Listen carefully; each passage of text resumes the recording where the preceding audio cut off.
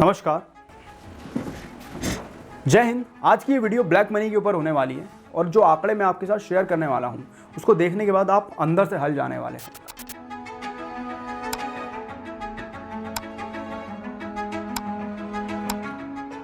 जितनी संपत्ति वहां से बरामद की गई है उससे गिनने में 24 घंटों का समय भी कम पड़ गया। रेड के दौरान जब्त किए गए नोटों को 8 मशीनों की मदद से गिना गया और इस रेड में अब तक 257 करोड़ रुपए, 15 किलो सोना और 50 किलो चांदी बरामद किए गए हैं। 2024 का हमारा टोटल यूनियन बजट था 48 लाख करोड़ रुपए। और आप जानते हो भारत के बाहर कितना ब्लैक मनी है? एक थिंक टैंक अर्थकांता के अनुसार यह ब्लैक मनी भारत की इकोनॉमी का 2 से 3 गुना है, यानी कि 600 लाख करोड़ रुपए के आसपास। कई रिपोर्ट्स ये क्लेम करती है कि भारतीयों का स्विट्जरलैंड के बैंकों में 10.6 to 11.4 ट्रिलियन डॉलर इलीगली रखा हुआ है। और कई प्राइवेट और गवर्नमेंट ऑर्गेनाइजेशन ने रिसर्च करी और उन्होंने बताया कि भारत के बाहर भारतीयों का 900 लाख करोड़ रुपए से भी ज्यादा ब्लैक मनी छुपा हुआ है। आप अंदाजा लगा लीजिए कितना सारा पैसा है। भारत के 20 साल के बजट को भी आप टोटल जोड़ोगे ना तो इतना पैसा नहीं आने वाला।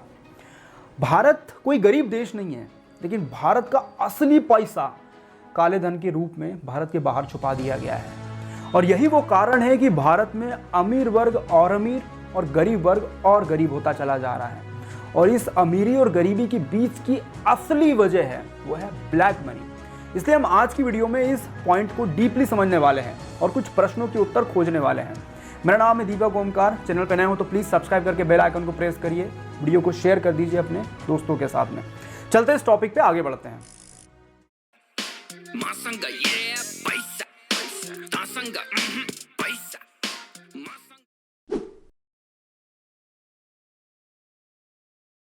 देखो दोस्तों, अगर आपको ब्लैक मनी की डेफिनेशन देना हो तो एक सिंपल सी डेफिनेशन है कि कोई व्यक्ति अपनी इनकम डायरेक्ट या इनडायरेक्ट रूप से या कहीं से भी कमाए, अगर वो सरकार को टैक्स नहीं देता और अपनी इनकम के बारे में जानकारी नहीं देता तो वो ब्लैक मनी है। देखो सीधी सी बात है, जिस व्यक्ति ने पैसा लीगली कमाया है वो ऑब्वियसली टैक्स भरेगा, लेकिन जिन लोगों ने पैसा गलत तरीके से कमाया है, रिश्वत, घुसखोरी, इन तरीकों से कमाया है, वो लोग पैसों को छुपा के रखते हैं। ब्लैक मनी कई तरीकों से कमाया जाता है, जैसे कई अवैध तरीके, इलीगल एक्टिविटीज जैसे हवाला, ड्रग्स, गैम्बलिंग, प्रोस्टिट्यूशन, रिश्वतखोरी और टेररिज्म। और दूसरा तरीका होता है इनकम टैक्स की चोरी। जैसे बिजनेसमैन सही तरीके से पैसे तो कमा लेते हैं, लेकिन वो टैक्स में हेराफेरी करते हैं, अपनी ईयरली बैलेंस शीट में हेराफेरी करते हैं और सरकार को टैक्स नहीं देते हैं। ब्लैक मनी हमेशा कैश के फॉर्म में होता है, इसीलिए ये पता ही नहीं चल पाता कि किस व्यक्ति के पास कितना पैसा है। अभी कुछ दिनों पहले ईडी ने बंगाल के एक मिनिस्टर के घर पे छापा मारा था। उसके जिस फ्लैट में छापा मारा जा रहा था वहां से पैसा निकल रहा था। इतना पैसा निकला था कि मशीनें पैसे गिनने के लिए कम पड़ गई थी, फिर और मशीनें बुलाई गई, फिर वो भी कम पड़ गई, फिर बड़े बड़े बक्से बुलाए गए पैसों को भरने के लिए, वो बक्से भी कम पड़ गए, फिर ट्रक बुलाया गया, ट्रक में पैसा भरा गया, वो ट्रक भी कम पड़ गया। और ये तो केवल एक फ्लैट की बात थी, फिर उसके दूसरे तीसरे फ्लैट भी थे। और आप सोच के देखो, बंगाल के केवल एक मिनिस्टर के पास से इतना सारा ब्लैक मनी मिला हुआ है, तो सोचो बड़े मिनिस्टर्स के पास कितना पैसा होगा। और जो सीएम रह चुके हैं या कोई उससे बड़े पद पे है, तो आप अंदाजा ही लगा लो उनके पास कितना अनाप शनाप पैसा होगा। लोग ब्लैक मनी कमा तो लेते हैं, लेकिन ब्लैक मनी को खर्च करने में बहुत सारी प्रॉब्लम्स आती है। इसलिए काले धन को पहले व्हाइट में कन्वर्ट करना पड़ता है और इसी सारी प्रोसेस को कहा जाता है मनी लॉन्ड्रिंग। मनी लॉन्ड्रिंग का काम पूरी दुनिया में बहुत बड़े बड़े और ताकतवर ऑर्गेनाइजेशनों के द्वारा प्रोफेशनली किया जाता है। जी हाँ, ये काम प्रोफेशनली किया जाता है क्योंकि पैसा इतना सारा है कि आप कंपनी खड़ी कर सकते हो, हजारों लोगों को एम्प्लॉयमेंट आप दे सकते हो। तो पैसों को वाइट करना कोई बड़ी बात नहीं है। पूरी की पूरी कंट्रीज इन्वॉल्व होती है ब्लैक के मनी को वाइट करने में, और इन कंट्रीज को कहा जाता है टैक्स हेवन कंट्रीज। और इन रियलिटी इन छोटी छोटी कंट्रीज की पूरी इकोनॉमी ही ब्लैक के पैसों को वाइट करने में जो मुनाफा होता है उससे चल रही होती है।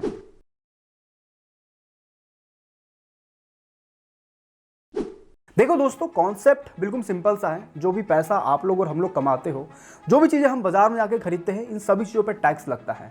वो टैक्स का पैसा जाता है सरकार के पास और सरकार उन पैसों का उपयोग करती है और बनाती है स्कूल, कॉलेज, सड़कें, हमारे लिए हॉस्पिटल्स और बहुत सारी तरह तरह की सेवाएं।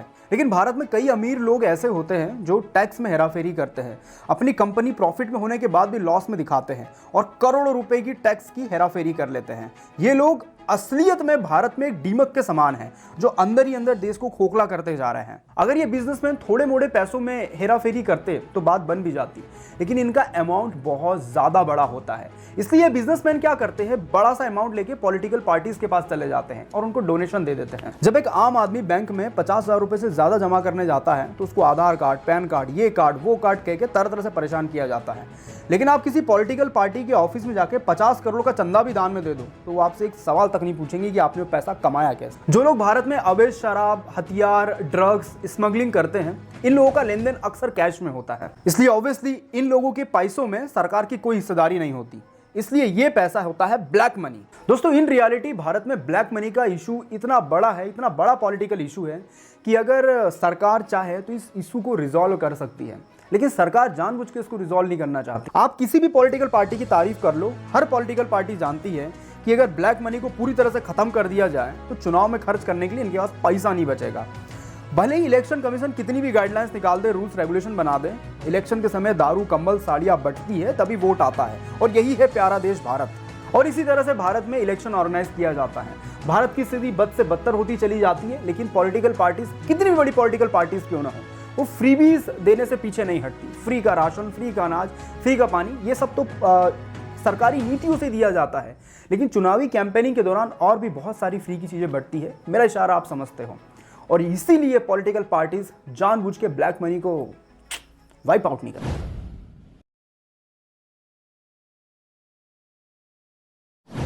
आखिर कैसे गलत तरीके से कमाया गया ब्लैक मनी को व्हाइट में कन्वर्ट किया जाता है? प्रोफेशनली ये काम 3 मेजर स्टेप में किया जाता है। इसे आसान भाषा में समझने के लिए आप अपने आप को एक माफिया समझ लीजिए और मान लीजिए कि आपने आपके क्रिमिनल एम्पायर से करोड़ों रुपए ब्लैक मनी कमाया है। आपके पास बहुत सारा कैश पड़ा हुआ है, लेकिन अगर आपने इन कैश का उपयोग करते हुए लग्जरी आइटम खरीदना चालू किया तो ऑब्वियसली कभी ना कभी तो इनकम टैक्स की नज़र आपके ऊपर पड़ेगी। आपको पहले तो नोटिस आएंगे और हो सकता है आपके ऊपर रेड पड़ जाए, और बुरे से बुरा ये हो सकता है कि आपकी सारी संपत्ति और बिजनेसेस को जब्त करके आपको जेल में डाल दिया जाए। इसलिए अगर आपको आपके पैसों का उपयोग करना है तो आपको आपकी ब्लैक मनी को व्हाइट में कन्वर्ट करना पड़ेगा, और इसी ब्लैक की काली कमाई को व्हाइट में कन्वर्ट करने को कहा जाता है मनी लॉन्ड्रिंग। इसकी तीनों प्रोसेस को हम समझने वाले हैं। फर्स्ट स्टेप है प्लेसमेंट। आपको एक डमी बिजनेस बनाना होगा, एक ऐसा बिजनेस जो केवल प्रॉफिट शो करे। उस बिजनेस के चलने या ना चलने से आपको कोई फर्क नहीं पड़ता। एक ऐसा बिजनेस जो पूरी तरह से कैश में ऑपरेट करता हो, जैसे टैक्सी सर्विस, बड़े मॉल में रन करने वाली कोई शॉप, भले वो चल नहीं रही हो लेकिन अच्छा खासा आपको प्रॉफिट वहाँ पे दिखाना है। कार वॉशिंग सेंटर, आपको इस डमी बिजनेस में अच्छा खासा प्रॉफिट शो करना है, जितना मैक्सिमम आप शो कर सकते हो, और जो आपका प्रॉफिट हो रहा है उस पर आप सरकार को टैक्स दे दीजिए और जो पैसा बच रहा है उसको आप यूज़ कर लीजिए। इस तरीके से आपके ब्लैक के पैसों को व्हाइट में कन्वर्ट किया जा सकता है, और इसी मेथड का यूज़ बहुत सारे पॉलिटिशियन, रियल एस्टेट डेवलपर और क्रिमिनल्स करते हैं, और बड़े बड़े मॉलों में लाखों की रेंट वाली शॉप को ले लेते हैं। वो शॉप भले ही चलती नहीं है, लेकिन फिर भी वो अपनी इनकम बहुत ज़्यादा शो करते हैं उस पर्टिकुलर शॉप से। इसलिए आप ध्यान दीजिएगा, जब भी आप किसी बड़े मॉल में जाते हो तो वहाँ पे कई शॉप ऐसी होती है जो बहुत लग्जरी होती है, बट वो ज़्यादा चल नहीं रही होती है, तो आप अंदाज़ा लगा लो वो शॉप क्यों खुली होगी वहाँ पे। मनी लॉन्ड्रिंग की पूरी प्रोसेस में प्लेसमेंट को सबसे वीक पॉइंट माना जाता है, क्योंकि ये फर्स्ट स्टेप भी है। यही वो पॉइंट है जहाँ पे आपके खातों की चेकिंग की जा सकती है, आपके बिजनेसेस की इंक्वायरी की जा सकती है, और ज़्यादा बुरी स्थिति होने पे आपको जेल भी जाना पड़ सकता है। इस प्लेसमेंट में 2 बड़ी प्रॉब्लम्स हैं। पहला, आपको आपकी कमाई पे टैक्स देना पड़ रहा है, और वो टैक्स बहुत ज़्यादा है भारत जैसे देशों में। और दूसरी बड़ी प्रॉब्लम है, ये थोड़ा सा वीक पॉइंट है प्लेसमेंट वाला, अगर आपके खातों की जांच हुई तो आप पकड़ में आ सकते हो। इसलिए मनी लॉन्ड्रिंग की एक और प्रोसेस अपनाई जाती है, इसको कहते हैं step number 2, layering. Dummy business को मैनेज करना, डमी बिजनेस से होने वाले प्रॉफिट को मैनेज करना, बैलेंस शीट को देखना, ये सब सरदर्द से बचने के लिए जो बड़े माफिया होते हैं, इनके पास बहुत सारा पैसा होता है, वे अपने पैसों को किसी और देश में इन्वेस्ट करना स्टार्ट कर देते हैं। ये बात सुनने में आपको बड़ी शॉकिंग लग सकती है, लेकिन पूरी दुनिया में ऐसे कई देश हैं जो खुले तौर पे ऐसे पैसों को स्वीकार करते हैं कि भाई आओ हमारे देश में इन्वेस्ट करो और हम आपके पैसों की गोपनीयता का ध्यान रखेंगे, क्योंकि इन देशों की दुनिया के बड़े बड़े और लगभग सभी देशों के साथ कोई एग्रीमेंट साइन नहीं होते, फाइनेंशियल एग्रीमेंट। तो ये देश कभी अपने पैसों का ब्यौरा शेयर ही नहीं करते कि उनके देश में कितना इन्वेस्टमेंट आ रहा है, उनके देश से कितना इन्वेस्टमेंट बाहर जा रहा है। कभी किसी को पता नहीं चलता। और ऐसे ही देशों को कहा जाता है टैक्स हेवन कंट्रीज। बेसिकली ये कंट्री छोटी छोटी आइलैंड कंट्रीज होती है और इनकी इकोनॉमी बेसिकली इन्हीं ब्लैक के पैसों को व्हाइट करने के बीच में जो प्रॉफिट होता है इस पे रन करने लग रही होती है। इन देशों के नाम है Cyprus, Panama, Cayman Island, Mauritius, Switzerland, Singapore. और ये बात पूरी दुनिया से छुपी हुई नहीं है, बल्कि पूरी दुनिया जानती है कि ये देश टैक्स चोरी करने में मदद करते हैं व्यक्तियों की। इसलिए पूरी दुनिया ने इन कंट्रियों को मिलकर नाम दिया है टैक्स हेवन कंट्रीज। इन छोटी छोटी कंट्रीज के अंदर कई सारी सेल कंपनीज खोल दी जाती हैं। सेल कंपनियां ऐसी कंपनियों को कहा जाता है जो केवल कागजों पर वर्चस्व रखती हैं। इन सेल कंपनियों के ऑफिस के अंदर कोई काम नहीं होता, बल्कि इन सेल कंपनियों के नाम से पैसों की हेराफेरी कर दी जाती है और ऐसी चेन्स ऑफ द कंपनी खोल दी जाती है। सैकड़ों हजारों कंपनियां खोल दी जाती हैं। एक कंपनी दूसरी कंपनी इन्वेस्ट करती है, दूसरी कंपनी तीसरी कंपनी में इन्वेस्ट करती है और इसी तरह से सैकड़ों हजारों कंपनियां एक दूसरे में पैसों की हेरफेर कर रही होती हैं, यानी कि इन्वेस्टमेंट कर रही होती हैं। और ये सब कुछ होता है बेनामी नामों से। दुनिया की कितनी भी बड़ी ऑर्गेनाइजेशन या फिर एजेंसी क्यों ना आ जाए, वो ट्रेस ही नहीं कर सकती कि आखिर ये पैसा किन कंपनियों में घूम रहा है और ये पैसा हकीकत में है किसका। क्योंकि जिन लोगों का ये पैसा होता है उन लोगों को भी वास्तव में पता नहीं होता कि उनका पैसा कहाँ पे इन्वेस्ट किया गया है और कितनी कंपनी में इन्वेस्ट किया गया। ये सब कुछ पता होता है उन ऑर्गेनाइजेशनों को जो प्रोफेशनली इस बिजनेस में है। मनी लॉन्ड्रिंग की सेकेंड प्रोसेस बहुत ज़्यादा डीप है, इसको कोई पकड़ नहीं सकता। लेकिन इसमें प्रॉब्लम है, उस माफिया या बिजनेसमैन को जब अपने पैसों की नीड होगी तो वो कैसे अपने पैसों को वापस खींचेगा। इसके लिए मनी लॉन्ड्रिंग का थर्ड प्रोसेस अपनाया जाता है, जो कहा जाता है इंट्रीगेशन। अभी आइलैंड कंट्रीज क्या करती है, कई तरीके से आपको पैसा वापस देती है। कुछ पैसा ये भारत में ही इन्वेस्ट कर देगी, आपकी ही किसी कंपनी में इन्वेस्टमेंट के रूप में डाल देगी, या फिर स्विस बैंक में आपके अकाउंट में पैसा डाल दिया जाएगा, या फिर किसी और कंट्री के किसी और बैंक में किसी और नाम से पैसा डाल दिया जाएगा और आपको उस अकाउंट का आईडी पासपोर्ट शेयर कर दिया जाएगा, या फिर दुनिया के बड़े बड़े शहरों में रियल एस्टेट की जो प्रॉपर्टीज़ है वो आपके नाम पे खरीद दी जाएगी। दुनिया के बड़े बड़े शहरों में जो महंगी प्रॉपर्टीज़ हैं वो ब्लैक मनी को छुपाने के लिए और इंट्रीगेशन को प्रोसेस को अप्लाई करने के लिए one of the best point है और सबसे ज़्यादा यूज़ किया जाता है। भारत में जितने भी बड़े मेजॉरिटी लोन फ्रॉड हुए हैं वो इसी तरीके से हुए हैं। भारत के जितने भी बड़े बिजनेसमैन जो भगोड़े हो गए हैं, उन्होंने क्या करा, भारत की बैंकों से हज़ारों करोड़ों का लोन उठाया, बहुत सारा पैसा उठाया, अपने बिजनेस में लगा दिया और बहुत सारा पैसा मनी लॉन्ड्रिंग के थ्रू आइलैंड कंट्रियों में इन्वेस्ट कर दिया। इसलिए जब ये लोग बैंकरप्ट हुए तब भारत में इनकी जो संपत्ति थी वो तो सब सीज कर दी गई, सरकार ने वो रख ली। लेकिन जो पैसा मनी लॉन्ड्रिंग के थ्रू इन लोगों ने इन्वेस्ट किया था, जब ये लोग देश से भागे तो वो पैसा इनको उस देश में प्रोवाइड करा दिया गया। इसलिए तो आप देखते हो कि विजय माल्या, नीरव मोदी जैसे लोग जब भागे देश छोड़ के तो ये लोग अभी भी लग्जरी लाइफस्टाइल अफोर्ड कर पा रहे हैं। ये पॉसिबल कैसे है? ये इसी वजह से पॉसिबल है क्योंकि इन्होंने बहुत सारा पैसा दबा के रखा हुआ था मनी लॉन्ड्रिंग के थ्रू। जब मनी लॉन्ड्रिंग के तीनों प्रोसेस पूरी तरह से कंप्लीट हो जाते हैं तब व्यक्ति के हाथ में आया हुआ पैसा पूरी तरह से वाइट होता है। दुनिया की कितनी भी बड़ी एजेंसी क्यों ना हो, वर्ल्ड की कोई भी गवर्नमेंट क्यों ना हो, वो उस व्यक्ति को छू नहीं सकती क्योंकि उस पैसे का वो लीगली यूज कर सकता है।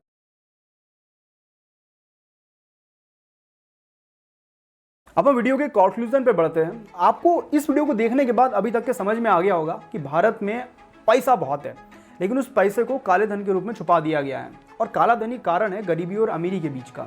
भले ही दुनिया के बड़े बड़े पॉलिटिशियन, बड़े बड़े बिजनेसमैन आपको अच्छी अच्छी स्पीच दे दें, डेवलपमेंट की बात करें, मोटिवेशन की बात करें या फिर बात करें टेक्नोलॉजी की, लेकिन इन रियलिटी में उन लोगों ने कहीं ना कहीं पे अपना पैसा ब्लैक मनी के रूप में छुपाया हुआ होता है। दुनिया में कई ऐसी टैक्स हेवन कंट्रीज के बारे में भी आपको आज सीखने को मिला जो लोग ब्लैक के पैसों को प्रोफेशनली रूप से वाइट करती है और उन ब्लैक से वाइट करने के बीच में जो उनको मुनाफा होता है उससे अपने देश की इकोनॉमी रन करती है। आपने जाना कि दुनिया के बड़े बड़े देशों में, बड़े बड़े शहरों में जो टॉप प्रॉपर्टी मार्केट होता है वहां पे सबसे ज्यादा ब्लैक मनी डंप किया जाता है। मैं उम्मीद करता हूं इतनी बड़ी वीडियो देखने के बाद आपने कुछ न कुछ तो सीखा होगा और अगर आपने सीखा है तो एक प्रश्न है आपके लिए, अवैध काले धन को बचाने के लिए भारत में अब तक कितनी बार डिमोनेटाइजेशन यानी विमुद्रीकरण हो चुका है? Option A 5, option B 3, option C 2, option D 1। जो भी सही आंसर देगा उसको मैं कमेंट सेक्शन में पिन कर दूंगा और हार्ट दे दूंगा, उससे आप अंदाज़ा लगा लीजिएगा कि सही आंसर क्या है। अगर आपको वीडियो पसंद आया है तो प्लीज़ इस वीडियो को लाइक कीजिए, चैनल को सब्सक्राइब करिए, बेल आइकन को प्रेस करिए और ऐसी इंफॉर्मेटिव वीडियोस को लोगों तक के शेयर कर दीजिए ताकि नॉलेज बढ़ सके। अगर आपकी दिलचस्पी भारतीय इतिहास के सच को जानने की है, उसको समझने की है, तो मेरी इस प्लेलिस्ट को ज़रूर चेक करिएगा। इसमें मैंने भारत के इतिहास के बारे में बहुत डीप रिसर्च करके वीडियोस बनाई हैं। मिलता हूँ फिर आपसे मैं ऐसी किसी वीडियोस में, और आपका समय देने के लिए बहुत बहुत धन्यवाद। जय हिंद, वंदे मातरम।